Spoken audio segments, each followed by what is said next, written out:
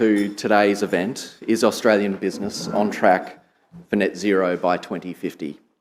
My name's Jarrod. I'm the Chief Economist here at the Committee for Economic Development of Australia, and it's my pleasure to be hosting for attendees live in the room here in this beautiful setting, but also on our live stream as well. I would like to begin by acknowledging the traditional owners of the lands on which we meet, the Gadigal people of the Eora Nation, and pay my respects to elders past, present and emerging. And I think in the context of today's discussion, it is worth noting the significant impacts of climate change on our First Nations people and also the efforts that they are undertaking in terms of climate change mitigation and adaptation as well. Can I thank Microsoft? Without your support and partnership for today's event, it simply would not be possible, and fantastic to have a substantive piece of work that you've commissioned to be able to discuss today, and also fantastic to have Australia-New Zealand Managing Director Stephen Worrell, who's sitting right in front of me. You can join today's discussion on Twitter at CEDA News and using the hashtag #NetZero. Please feel free to jump in and join there. We also have, as we do always now, an online Q&A portal that you're free to use, ceda.pigeonhole.at, and using the password #NetZero. You can put your questions on there, vote for others' questions, and also rate the event as well. We will still have the traditional microphone that will be roving through the event as well, so feel free to take advantage of that as well. I think it's fair to say that all of CEDA's discussions on all things climate change and net zero transition in recent years have really sought to be quite practical and pragmatic, really focused on how businesses can get on and make progress amid what is a very highly contested policy space at different times. And I think today is no different. We'll get to hear about the report, Accelerating the Journey to Net Zero, developed by Microsoft in partnership with a team of researchers led by Dr. Chris Brauer, Director of Innovation at Goldsmiths, University of London. We'll then get to discuss it with a panel of experts. So Penny Joseph, who's the Head of Resilience and Climate Change Adaptation at Sydney Water, Dr. Tang, Chief Circular Economist at New South Wales Circular, and as an economist, I have to say I have a little bit of envy for that title. Chris Foley, who's the Head of Energy and Environment at Kmart, and Brett Shoemaker, who's Director of Sustainability at Microsoft. So shortly we'll hear from Dr. Brauer. It's the early hours of the morning now in London, but he is up and ready to talk to us. But first, I'd like to introduce Brett Shoemaker, Director of Sustainability at Microsoft, to say a few words. Yes, I think Dr. Brauer regrets agreeing to do this work with us, given the number of times I've had him awake at very late hours of the night. So welcome and thank you all for joining us today. Microsoft is proud to be a member of CEDA, and I'm sure we can all agree that these events are highly valuable, and I'm particularly excited to be able to join many of you in person here today. The work that CEDA does from a thought leadership and policy perspective is one that we, Microsoft, absolutely support. The efforts to enable a diverse economy and a vibrant society are critically important. And to have the opportunity to present this work that we embarked on around accelerating the journey to net zero is exciting for us. As a major employer, a responsible corporate citizen, and a provider of technology that will support many on their journey to net zero, we have a deep interest in environmental sustainability. In January of 2020, we made some significant commitments as a company, probably or arguably the most significant commitments that we've ever made.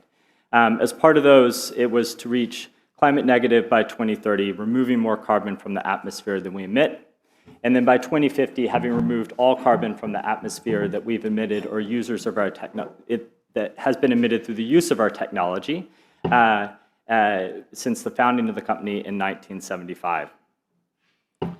That's our moonshot goal. It shows up each day, though, in the activities that we do from our products and services and in our devices, whether it's our cloud and AI services in terms of reducing energy consumption, your physical footprint, or and even building more sustainable products yourself.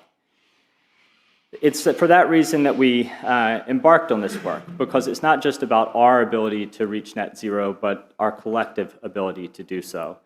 So based on this work, we've talked to nearly 700 business leaders, over 1,000 Australian employees, to really understand the reality of where Australian businesses are today and some of the challenges that they face. I'm excited to be joined by our lead researcher, Dr. Chris Brauer.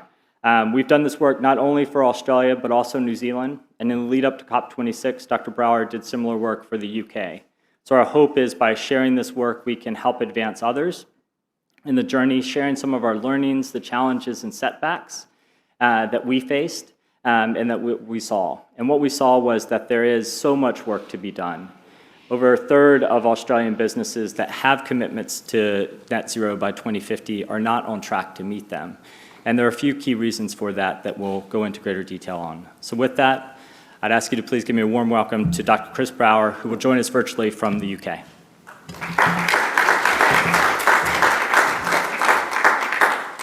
Hello, everyone. Good day, and greetings from London. It's a pleasure to be here with you. Thank you, Brett. Thank you, Jarrod. It's actually quite an honor to be able to do this research in Australia. I learned an awful lot through the process myself, and our research team really felt quite invigorated by learning about the differences that existed in Australia versus New Zealand versus the UK, where we've already conducted, and we're now planning on conducting this research in additional markets around the world, which helps us to understand the local context. I'm going to share with you today the results of the findings of our study and explore some of the implications. Accelerating the Journey to Net Zero is the title of it, and the goal was really to develop a blueprint for carbon reduction in Australia for organizations specifically. And when we set out to achieve that goal, the first thing that we really tried to tackle was trying to really interpret and understand sustainability as a concept. Of course, there's many different definitions and interpretations of the implications of sustainability. And so in many ways, this was the first finding of the research. We find sustainability everywhere, in the air we breathe, the links of our supply chains, our social lives, the fabrics of our work and our communities.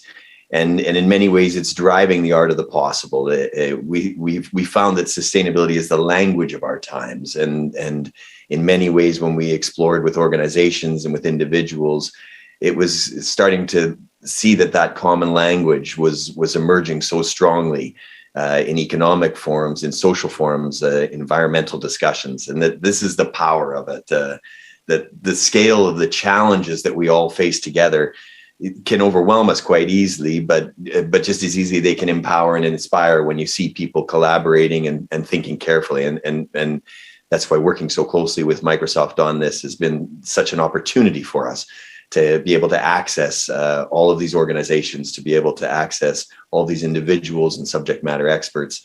Everyone's scrambling for answers to try to understand how we can meet the needs of our environment, but also our economy, our lives. Together. So, specifically corporations in Australia are facing unprecedented demand at the moment for managing emissions, reporting on sustainability related risk and performance issues, energy and asset management, optimization of physical and virtual infrastructure and programs. And in the essence, this is really what we tried to focus on. What can organizations do to achieve net zero and actualize the meaning of sustainability, to bring that language to life? The particular context in Australia as a land of extremes was very interesting for us, and again was a big contrast from the study that we conducted in the UK. The climate change conversation is quite advanced in Australia as a result of the reality and its manifestation all around you: the floods, the droughts, blizzard warnings in other areas. Temperatures exceeding 40 degrees Celsius in desert regions. These were all unique factors that contributed to how people could understand the implications of climate change, the implications of potentially not pursuing sustainable futures in the reality of their everyday experiences. Australia has other unique factors, higher emissions per person than the US or China, nearly 3 times emissions per person than here in Europe. The leading coal and gas supplier domestically and globally, a very, very large exporter of carbon-based fuel, producing half the world's lithium, minerals like copper and nickel, and a tremendous energy around offsetting, carbon capture, hydrogen, technologically enabled solutions. And in this research, we wanted to find out more about these kinds of opportunities and these unique circumstances and what organizations were doing to respond to them. We also wanted to look at what was holding them back. And principally, we wanted to explore this idea of were we on track to achieve net zero by 2050? The research was a mixed methods. We did quantitative research, we did qualitative research, and ultimately we devised a scorecard, which we measured organizations, benchmarking them against a set of criteria around sustainability maturity in order to assess where specifically within sustainability organizations were excelling, where they were particularly challenged, what were the critical areas that they were looking at. And in our study, we focused on organizations with over 200 employees in Australia, as they tended to account for the largest carbon footprint.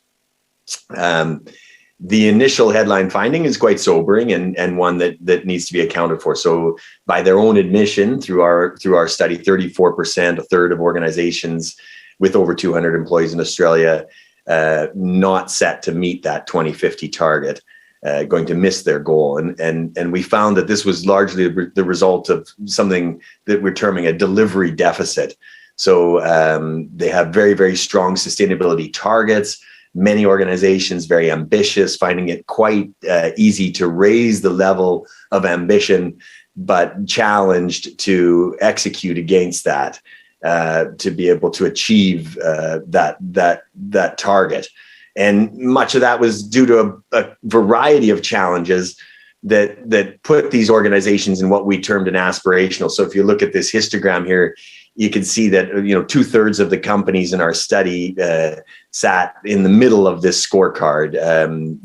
Sustainability leaders out front, 22% of the companies in our study, 10% of the organizations as stragglers. Now, this was a lower figure than what we found in the UK, quite significantly lower, which is a promising area because we can see that there's only 1 in 10 companies that are really not on track in any way to achieve sustainability targets around net zero, but also any maturity in any of the key dimensions of performance around sustainability. But nearly 7 in 10 companies having 1 foot in and 1 foot out, and therefore struggling in particular areas. They were very, very strong in having a strategy, very, very strong at setting targets, very, very strong, typically stronger in achieving partnerships and looking for collaboration in achieving sustainability goals. Weaker scores across the board in that aspirational group in access to funding and unlocking the business cases for driving sustainability targets and achieving that within the broader business strategies in the organization, and also in practical innovation. So being able to regularly substitute processes and products with new environmentally sustainable ones. So a lack of sustainable agility within organizations and needing to try to harness that. There was really 2 kind of key challenges that we found that were very specific to the Australian marketplace. And that was a lack of investment in technology and a skills gap. So looking at the technology area, 80% of the leaders in our study recognizing that this is critical for them to achieve their goal, but only half investing in systems to measure emissions across operations, and a third of them not having access to the technology that they realize is required to achieve the business case. So this is what I kind of mean by describing this idea of it, finding it relatively easy to raise the level of ambition, but finding it difficult to execute against it, because when you suddenly realize that you haven't got the capabilities to harness the technologies that would be required for you to achieve the strategies that you set out for yourself as an organization. In the skills area, the skills gap is quite significant in Australia, and that's particularly in relation to lacking that in-house expertise. So again, a talent, a skills gap that prohibits the ability to execute against these strategic goals. So, as we know from any business planning exercise, we need to have the necessary resources and assets to be able to realize any ambition or strategy that we want to put into place. And that lack of capability can be an immediate barrier to achieving those goals. Sustainability skills are in short supply. Australia has already faced for a considerable period of time, major engineering technical shortages within the broader skill force. Our study revealed that quite clearly, and this predates the pandemic, and is really a challenge that has been ongoing around technical skills, IT skills, engineering skills. And while skilled migrants have historically helped to fill this gap in Australia, the pandemic-related border closures saw it widen quite exponentially. And when this is run in parallel with the green and sustainability skills that are required, which you can't really decouple these things, the skills of the digital, the transformational skills, and the sustainability skills need to be married hand in hand in order to achieve sustainability strategies. This skills gap presents a very significant challenge in Australia, and the organizations that we saw that were looking at their inability to achieve the 2050 goal typically had very highly statistically significant skills gaps in their workforces, which was the primary barrier that was going to challenge them to achieve their ambition. And so therefore they realize it's going to be very difficult to do so. We ended up breaking down sustainability into 7 key areas. So this mapping exercise that we did in Australia was to kind of look at what were the key dimensions of sustainability, to break it down into more manageable components. In this marketplace, they were decarbonization, technological innovation, funding and skills, connected sustainability, natural capital accounting, infrastructure, and supply chain resilience. So we scored Australian organizations in performance against all 7 of these dimensions in our scorecard in order to be able to evaluate where there were specific areas that there were challenges. And I mentioned that, 2 of those key challenges lied in technological innovation and skills, but, there were areas where Australia was really, really excelling, and specifically around connected sustainability and infrastructure, outperforming the other markets where we conducted this research, and also quite revealing around, the priorities in the marketplace and the areas where organizations were excelling. So I'm going to take you through these 7 areas rapidly, just to kind of explore some of our key findings. In decarbonization, 75% of the organizations in the study setting that 2050 target, but only 11% of the organizations currently mapping their carbon emissions. And what we mean by this is organizations are not on track to map what we term scope 1, 2, 3 emissions. So direct emissions, from air conditioning, business travel, things that we can account for within our own organization. Indirect emissions, scope 2 emissions from electricity a business uses, for example. And then scope 3 emissions are indirect emissions from sources that business doesn't own or control. And this supply chain connectivity, this ability to track emissions in the broader ecosystem of impact that organizations have is a really, really significant challenge for organizations all over the world, but is particularly challenging in Australia. And companies need to measure and monitor these emissions in order to reduce them. You can't manage what you can't measure. So right off the bat, we can see that in decarbonization, there's a significant challenge around gathering reliable data, making visible the current state, and reliably tracking and holistically tracking all of the factors that would account for the broader implications of the carbon footprint of an organization. In technological innovation, this is a very exciting area in Australia. This is an area where, I mentioned that the investment isn't necessarily in place, but the ambition and the desire to harness technology is very strong. And Australia's net zero goals are heavily reliant on innovation, much more heavily reliant than, for example, in the UK, where where there's a much broader focus on simply reducing emissions. In the Australian marketplace, there are numerous ideas around how we can harness the power of technology to achieve our net zero goals alongside any targets that we might set around emissions. So it's an interesting area where you can see technological augmentation playing a really key role.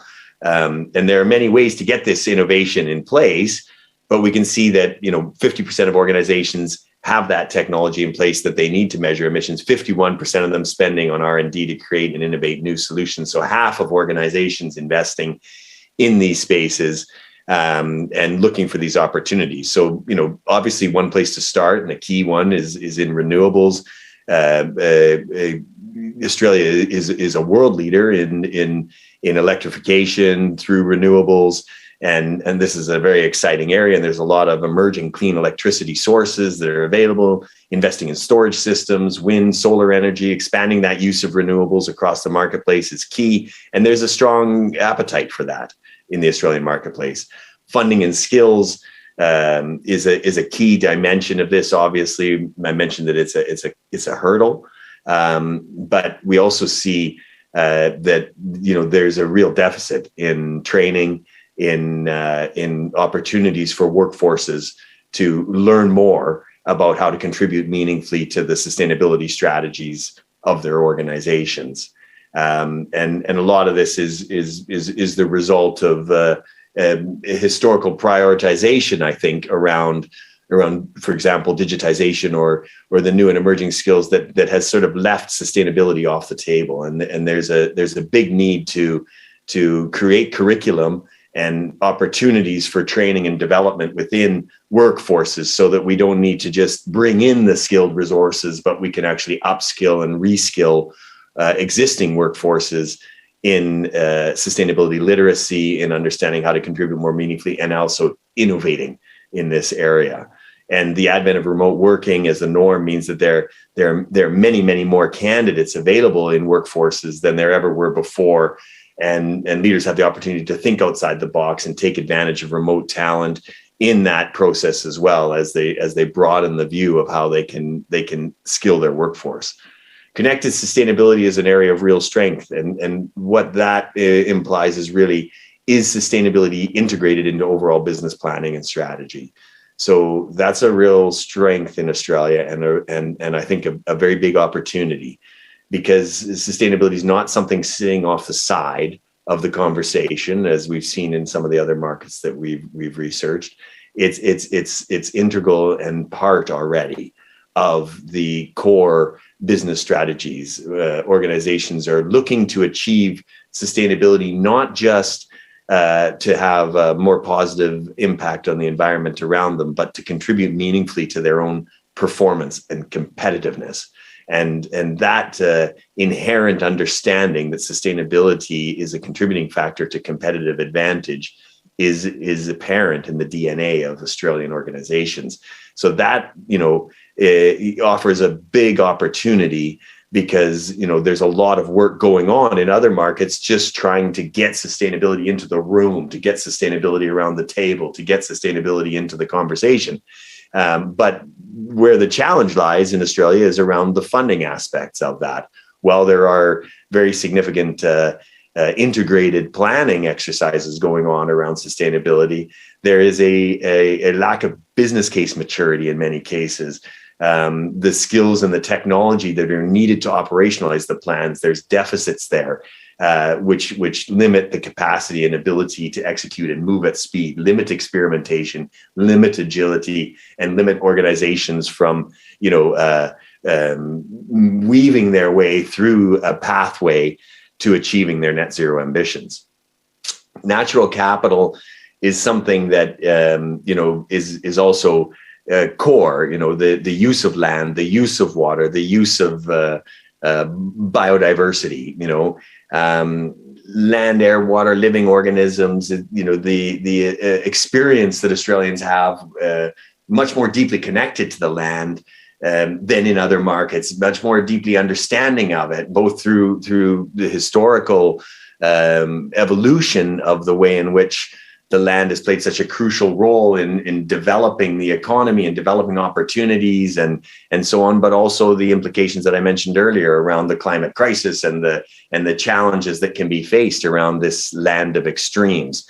Natural capital is core to business operations, and it needs to be accounted for very carefully alongside things like emissions. So I'm talking about, biodiversity measures, waste measures, water use measures, where capital reflects stocks and assets that generate value in a similar way to conventional capital assets. And this is a very mature and quite sophisticated approach to accounting for your sustainability footprint more broadly. And this extends beyond simple measures of carbon emissions to accounting more broadly for all natural capital assets. And it's a big opportunity in Australia because the ability to harness those assets is also quite significant in the generation of renewables, the predominance of solar and all of these opportunities that are relatively unique to the marketplace present natural capital as a relatively unique factor that can contribute meaningfully to the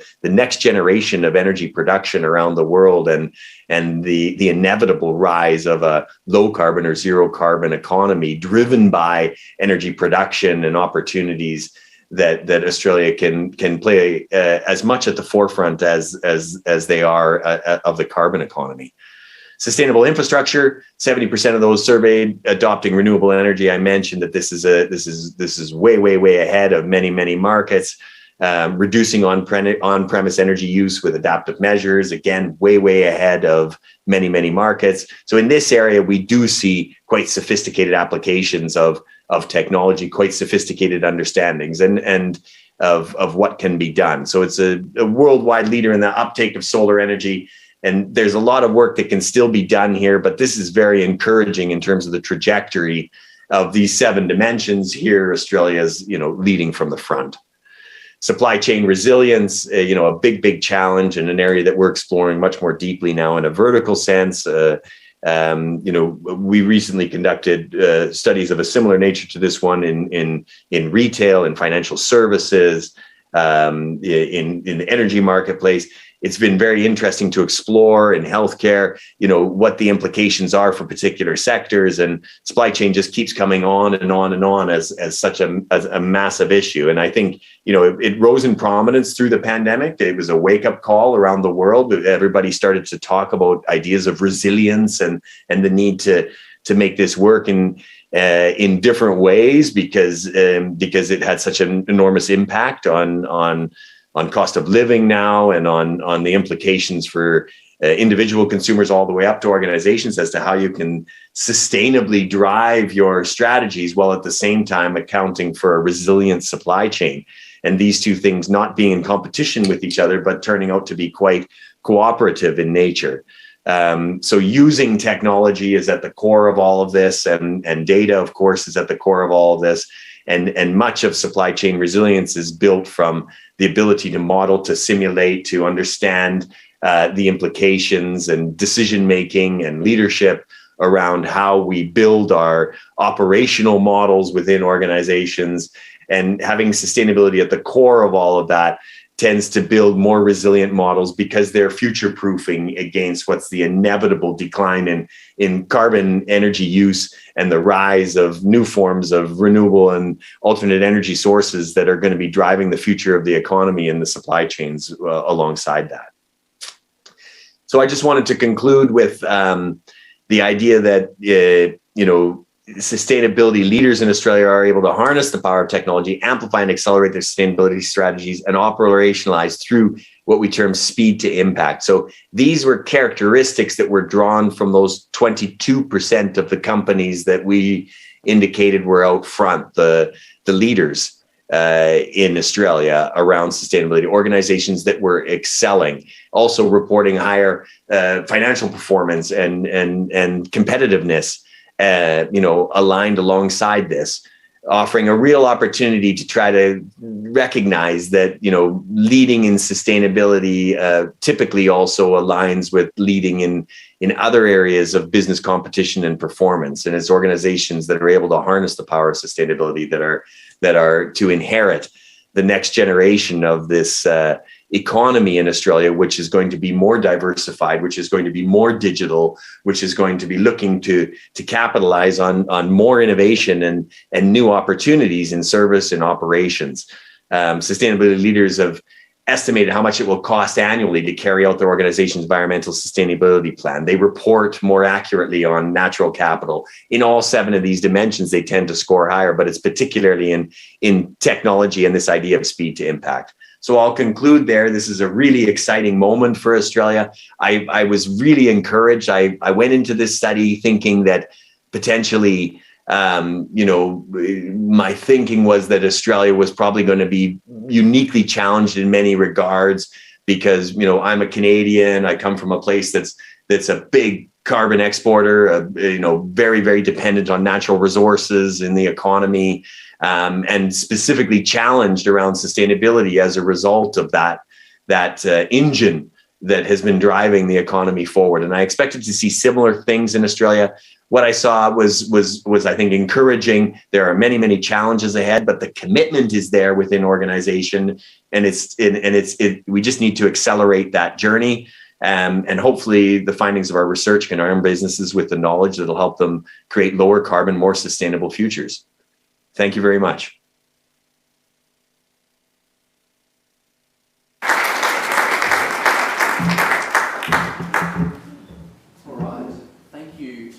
Brauer.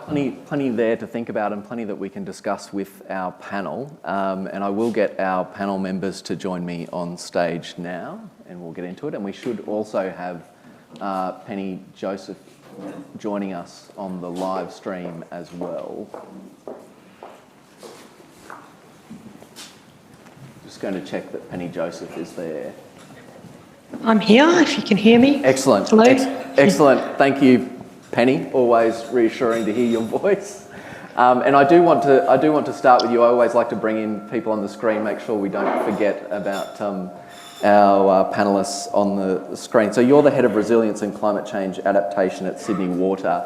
I guess Dr. Brauer spent quite a bit of time there at the start talking about this question of what is sustainability, and I guess very important in terms of how organisations set their strategies, and even within climate change, that sort of balance between mitigation and adaptation. How do you think people should approach this sort of issue of what is sustainability and where you kind of set your focus around climate initiatives? So thank you, that's a great question. I suppose sustainability to us is a very far-reaching term, not only including the climate change sustainability, but also thinking about social sustainability as well. To answer your question, from a climate change response, we certainly have two aspects of that. So firstly, really thinking about the abatement side, which is the net zero, as we discussed today. But significantly for the water industry is also the adaptation. It was referred to in the speaking presentations, but it's been a really difficult few years. We've come out of one of the worst droughts in history. That was followed by a big bushfire season, floods that followed, which brought all the ash into the catchment. So it's really, really important that we're also thinking about the adaptation and how do we make sure our products and assets are really strong for the future.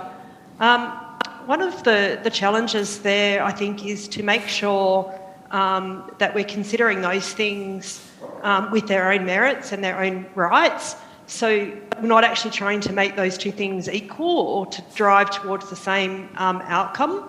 We're really trying to, try and get to our emissions as low as possible. We have commitments to get our carbon zero emissions down to net zero by 2030, but also, really thinking about the future and building the assets and the products as strong as possible for the future. So both of those aspects are really, really critical, important when we think about the climate change response.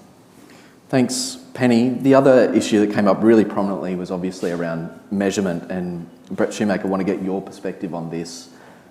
In terms of, I guess, the investment that companies put into that measurement issue and some deeply technical issues, including around the scope of what you measure.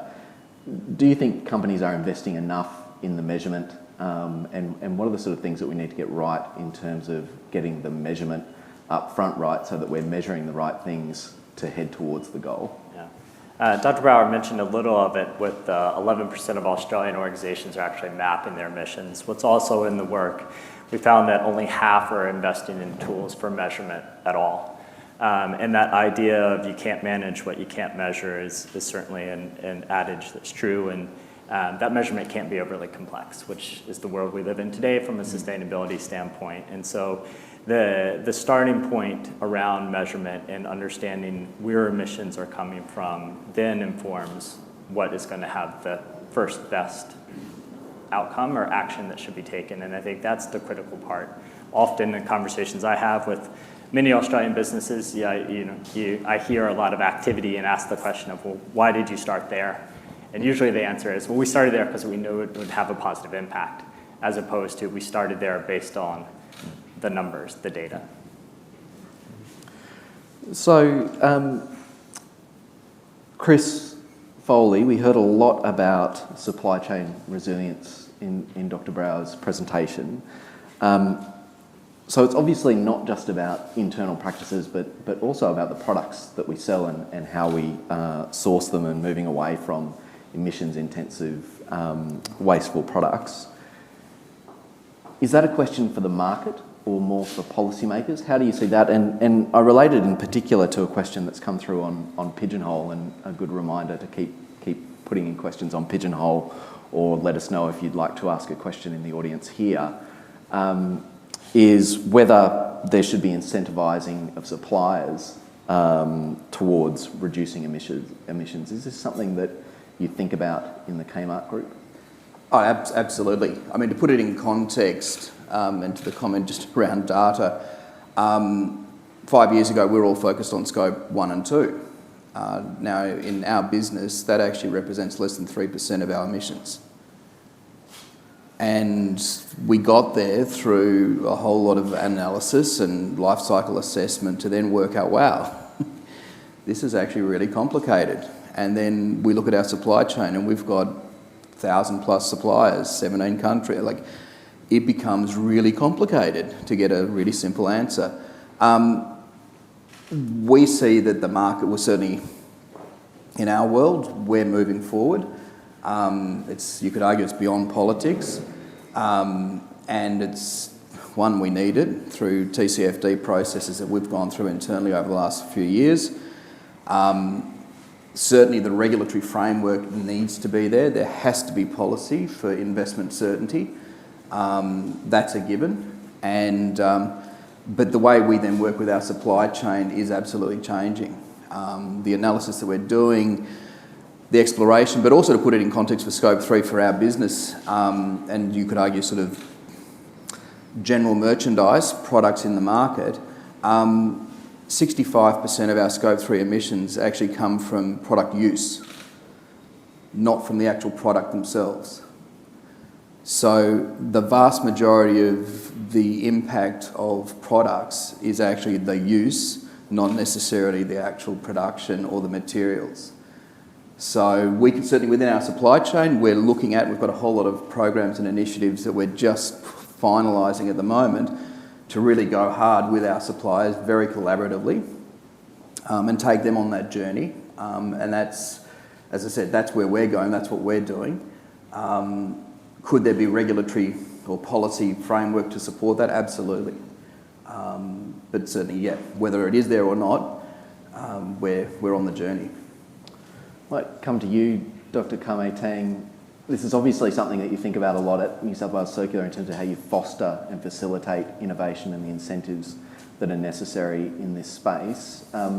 What are you looking for in terms of both the actions of business but also the policy settings as well in this area? Yeah, that's a really good point. I think in terms of the policy settings, One area which we don't talk a lot about in policy is the importance of data, and that's to your point as well, Brett. One of the things that enables us to actually measure our emissions is the availability of things like carbon factor adjustments, right? And governments release those accounts every year that help you to map the resources and the materials that you use to the kinds of emissions that they generate. So in Australia, for example, our annual carbon factor adjustments accounts comes up with something like 50 tables that map out to, how much using fossil fuels is going to cost you in terms of your carbon accounts and things like that. Of those 50 tables, 46 of them relate to energy use and fuel use. 4 tables relate to materials like waste. So there is a great dichotomy there between the ease of being able to capture your emissions from one sector of your consumption and the other. And I think that's where some of the challenges lie in terms of how policymakers can actually facilitate businesses sort of taking their destiny into their own hands and being able to measure progress. Excellent. So just a reminder, Pigeonhole is open if you want to ask a question. I do have one here at the front. Stephen Worrell, go for it. Hi, Jarrod. Can you hear me okay now? Yep. Is that coming through? I'll try that again. Okay, great. Just a massive thank you to all of the panellists, and thank you, Jarrod. Dr. Brauer, question for you, and I should say you look very alert. It's post-midnight in the UK, so thank you so much for joining us. But look, my question was in the report, you also talked about the comparison with the UK and the number of organisations in the UK that were expecting to get to net zero by 2030. The comparison with Australia was very stark. And as I was listening to you this morning, I'm wondering, our focus on technology, as important as it is, should there be more focus in Australia on abatement and some of the strategies that some of the organisations in the UK are pursuing, because it would appear they're on a faster track to carbon neutrality than we are here in Australia. Yeah, I was really, frankly, quite surprised by the lack of focus around abatement. A lot of that came out of the more broader discourse in Australia that was coming out of government, that was emerging in the broader discussion around a kind of very much a kind of moonshot idea around, the technology is going to save us, and we've got ideas around market design and the lack of focus around abatement does seem to be a particular challenge, but it is a challenge typical of marketplaces that are large producers and exporters of carbon-based fuels, and there's a big opportunity there, I think, for Australia to kind of recognize that this cycle of economic transformation that needs to occur to build future readiness and resilience into the economy is going to result in a greater diversification of the economy. And I think things like, the circular economy, provide very, very strong opportunities in that regard, because, designing the next generation of how the economy is going to develop will be quite dependent on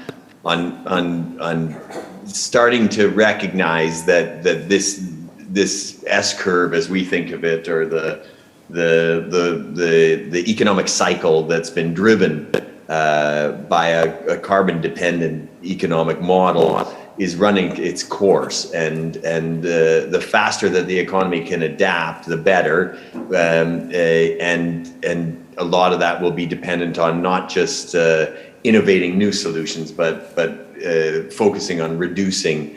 But we found something very, very similar in New Zealand. It was another marketplace that was very similar in that nature. That there was a lack of focus around abatement, and it did differ greatly to the UK in the idea of how we were going to get to net zero, and the dependence on emerging opportunities in that regard. So it's a big chance to capitalize on that area, because Australia is making remarkable progress in a number of areas around technology. But if there was a bit more focus around abatement, I think we could see a much faster progression towards your goals. Thanks, Dr. Brauer. We do have some questions coming through in Pigeonhole, so I would like to come to those. There are a couple around the policy and the politics of climate change you won't be surprised to hear. But one of those, and I'm going to come to you on this, Chris Foley, one of those is around how can business continue to advance on this issue without clearer policies and policy certainty. And it was something that you mentioned in terms of policy certainty in your first comments. I mean, how far can business go without those kind of broader I think rails? the challenge is it comes down to investment certainty. And so there has to be a base level of policy certainty to support investment certainty. And we all know, I mean, the science is like climate change, we've got to get it, we've got to address it, but equally the pace that can be achieved could certainly be a lot quicker if there was greater policy certainty, and or that businesses weren't actually, or the businesses who were doing the right thing are then supported and free riders are not, or disincentivised, and or that things like marketing claims and from our point of view, our customers, if we're doing the right thing and there are others talking about or putting a slight spin on renewables or whatever it is, energy efficiency, energy intensity, this is where policy can actually add a lot of value to set the scene, to make it easy for for businesses to actually embrace and move forward and accelerate. So it's a challenge. As I said, the policy settings have to be there to support. If we want to get there at pace, then it's got to happen. So the other area that's coming through in the questions is around skills, and it was prominent in Dr. Brauer's presentation. Perhaps I could come to you first, Brett, in terms of just what have we got to do to create this pipeline of green skills, and where should we be looking? And is it a simple question, or is it a lot more complex in terms of a multidisciplinary kind of background and set of expertise that we're looking for here? Yeah, there's some work recently that LinkedIn did around a green skills report, and I think there were two things that stood out to me from that. One is there's this rise of roles inside of organizations that have sustainability in their title, such as myself. But then the more important piece that came through was really about integration, about how sustainability is showing up in everyone's existing job. Because I don't think the solution is a change to immigration policy or an influx. It's a global shortage that exists in terms of skills from a sustainability standpoint. So if I put it in a very Microsoft context, the things that we talk to our engineers about are what are the principles of sustainable software engineering? How do you write code in a way that has a smaller environmental footprint? It is just part of the job. And whether that's the job of a data analyst to help with measurement, whether it's the job of an engineer who's writing code, or whether it's the job of someone on a frontline operator in terms of the decisions that they make each day that impact emissions, knowingly or unknowingly, just raising that level of education awareness and giving them a baseline set of knowledge to help. Dr. Tang, I'd like to come to you on this as well. I think you are the first circular chief economist in Australia. So where do you see, encouraging more people to come into this area, including economists like ourselves? How can we kind of build that skills pipeline as well? Yeah, I think the interesting thing about this emerging sector of sustainability skills is that it's very multidisciplinary. So you're no longer talking about engineers operating in silos or economists operating in silos. We're all going to have to be able to learn to integrate those disciplines in order to do what we need to do, because we're actually talking about systems change here. And that talks about, understanding not just the science and the chemistry of our products and materials and services, but also the commercial realities of how that's going to work in a sustainable business. All right, I'm just looking at the time. We are at 9:53, but I do want to get a last kind of comment from each of our panel. And we did talk about, prior to this event, the kind of top three things that people would take away but I actually want to put a further challenge on the panel to make that kind of the number one thing that you would like people to take away from today's discussion and begin to implement in their businesses in terms of their net zero agendas. Penny, Joseph, I'm going to start with you. Well, mine's very easy. We'll just be really encouraging people to actually get started. When we actually look at the suite of initiatives that are going to take us to net zero, there's absolutely some where we need policy change. There's absolutely some where we need customers, to be contributing, and there's actually absolutely some that we need technology change for. But when we look at the first tranche of projects, they actually stand up on their own economic merit, and there's certainly things that we can progress straight away. So, big call out to people is look for how you can get started, because carbon that we save today is worth more than carbon we save in the future. That's an excellent message. I have heard people talk about this as sort of ready, aim, and eventually you do have to fire. So I think it's actually quite an important message, Penny. Dr. Brauer.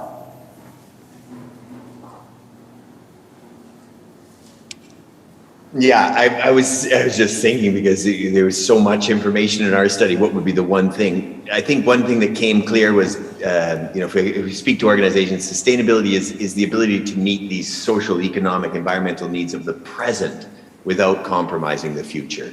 This isn't something that's about the future. The implications will cascade. There's going to be all kinds of downstream. It's about the decisions we make today, and we want to meet those social, economic, and environmental needs that we have as organizations in the present, so that we can build better futures, but it's without compromising the future. So if there's an imperative to act, and it's as crucial for your environmental footprint as it is for your economic and your financial performance. Thank you, Dr. Brauer. Brett Shoemaker. I'll go back to the technology innovation, and I actually look at the reliance that we as a nation have as probably a bit more measured, because ultimately we need both nature-based and engineered solutions to reach net zero. And so with that in mind, it's the piece that stands out for me is that gap between the investment, the human capital, financial investment going into it. So I would say for the private sector, we have the opportunity to be customers of, investors in, and donors to the solutions that we'll ultimately require. And that's the piece that I'd like to see. Excellent. Dr. Tang? I would like to reiterate what Penny and Dr. Brauer have said in terms of getting started. I think one really interesting issue that was pointed out by Dr. Brauer's study was the fact that a lot of companies that were struggling to implement change was that they spent a lot of time planning, but somewhere along the line there was a disconnect between the planning and implementation. And I think you see that in policy circles as well as in the recent review of the UK's Climate Change Act. So I think while it's good to plan and we should try to measure, but let's not spend all of that time getting it perfect. Let's try and test ideas. We've got marvelous concepts that can be piloted in demonstration projects and living labs. We can ideate, iterate, like you said, and we can just effect incremental change as we go along. Thank you. And Chris, you're going to end up with the last word, so this is rather there's a lot riding on a powerful position. I'll be a little bit left of field. Obviously, we've got all the hygiene piece with data and the like. That's a given. I think one observation that I'll make within the Wesfarmers group, which obviously is Kmart, Target, Bunnings, Officeworks, and a whole lot of other businesses sit, is internal incentives and alignment. And that starts with KPIs being embedded in senior leadership. So if there's one thing your business can do, or businesses can and should be doing, is actually making somebody accountable and putting a number on it. And if that starts at the top, and Rob Scott's living this, it's in his KPIs, it's in my managing director's KPIs, etc., it cascades down. That's then driving action and investment and the like. So to have the managing director come to me and say, Chris, can we go harder on Scope 2 emissions? We've improved the energy efficiency of our stores by 35%. Yay, hey team, how do we get to 40? It's in my KPIs. Good things happen. So, just a tip. So that would be mine. Thanks, Chris, and thanks to everyone on the panel. It's been quite a rapid fire, but you've done very well in the time, and particularly to you, Dr. Brauer, for your presentation and participating at this panel at what is approaching 1 a.m. In London, and you are looking rudely awake. It is whatever caffeine you're having. We would all like the secret. If you could join with me in thanking Dr. Brauer and our panelists.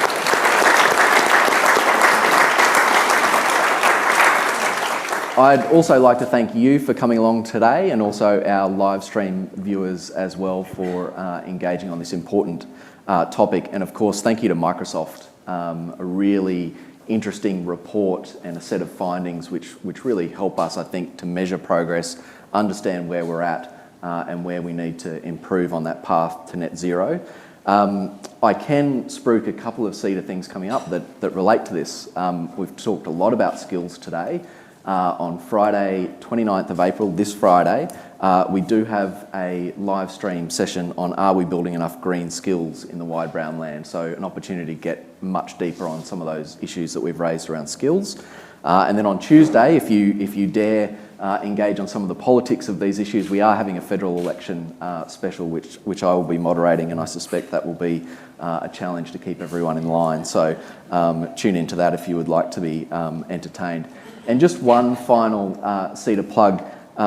If you saw our CEO update yesterday, you would have seen that we have just established an ESG community of practice. Obviously at CEDA, we're really focused on bringing members from diverse sectors and backgrounds together and being able to share learnings and advance particular policy and business issues.